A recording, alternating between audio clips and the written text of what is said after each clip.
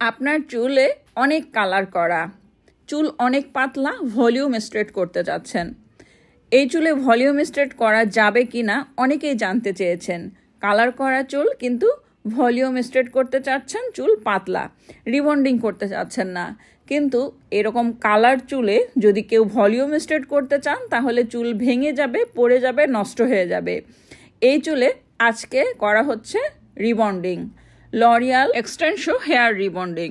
আর rebonding করলে চুলের কোনো ক্ষতি হবে না, চুল নষ্ট হবে না, ভেঙে পড়বে না।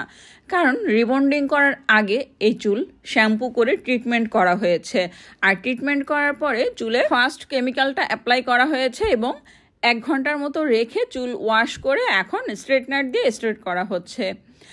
যাদের চুল অতিরিক্ত কালার করা তারা রিবন্ডিং ছাড়া অথবা ব্রাজিলিয়ান ট্রিটমেন্ট, কেরাটিন ট্রিটমেন্ট করতে পারেন, কিন্তু কোনোভাবেই ভলিউম স্ট্রেট করা যাবে না।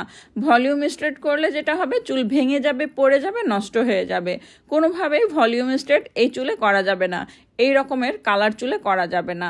তো যারা কালার চুলে রিবন্ডিং করতে চান, কি মেডিসিন দিয়ে রিবন্ডিং করবেন? লরিয়াল অথবা ক্যানভো ছাড়া অন্য কোনো মেডিসিন দিয়ে রিবন্ডিং করা যাবে না কালার চুলে।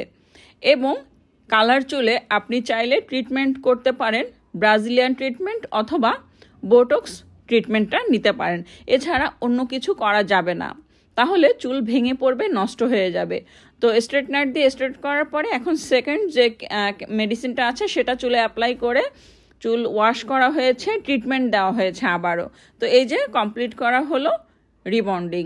আর দেখতেই পাচ্ছেন চুল কতটা সুন্দর হয়েছে এবং কতটা শাইনিং এসেছে। সবশেষে আমরা আবারও এই হেয়ারে সিরাম অ্যাপ্লাই করেছি, যাতে করে চুল ফুলে না ওঠে বা চুলের কোনো ক্ষতি না হয়।